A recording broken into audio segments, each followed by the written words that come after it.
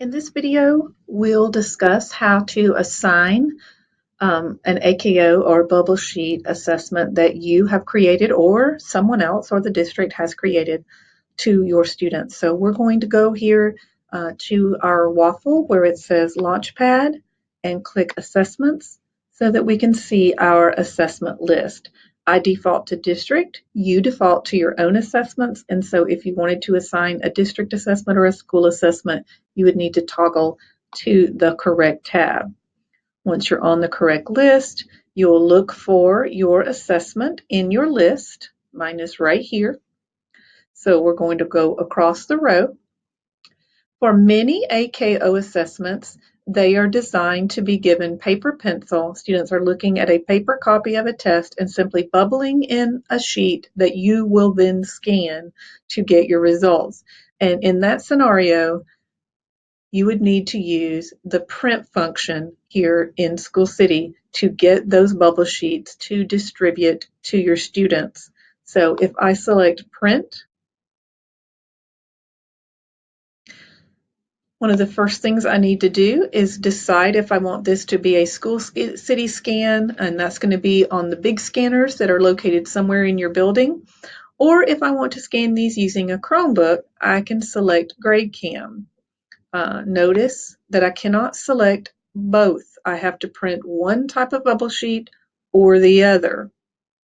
If I select regular bubble sheets, I get the option of doing individual student or a class roster where the student would bubble in beside their name. This is what I highly recommend because then you can print one bubble sheet that has every student's name on it, go to the copier and make copies and save a little printer ink that way.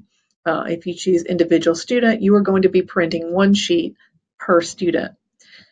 You can also change the bubble size when you're doing a regular scan. When you do a GradeCam scan, that's going to be a paper that can be scanned with a document camera or a webcam, such as the webcam on all of our school Chromebooks.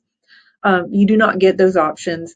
And with a GradeCam sheet, you are printing one sheet for each student. Their name will be printed on the paper. It's very specific. No matter which type of scan you choose, though, you are simply going to select which roster of students you would like to assign it to.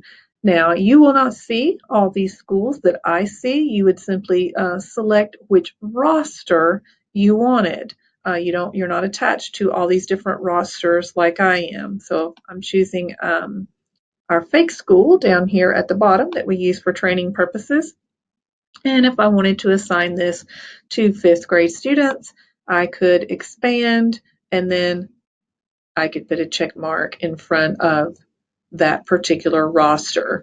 Depending on what you teach, you may have only one roster, which may be conduct, or you may have multiple rosters because you teach multiple groups of students during the day. Once you've selected, then you would come down and you would say print answer sheets and just send that to the printer that's installed on your laptop.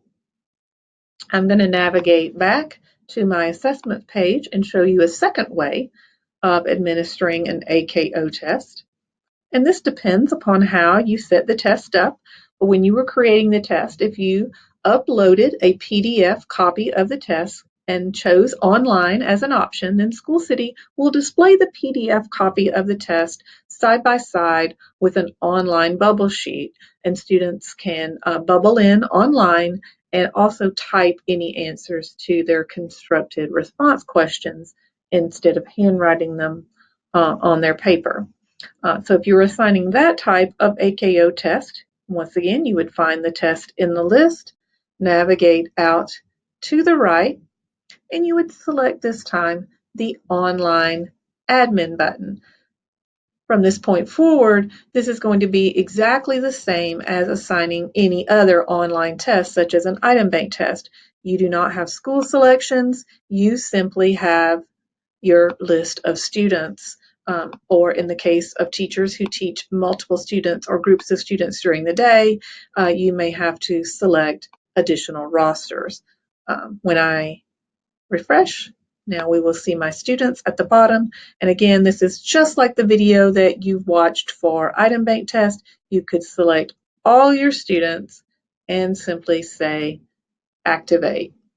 Just like with the online test, I do recommend staying on this screen while your students are testing, because you will begin to see their progress, and you can tell if something goes awry. You can also come over here and make changes to time throughout the testing session if you need to.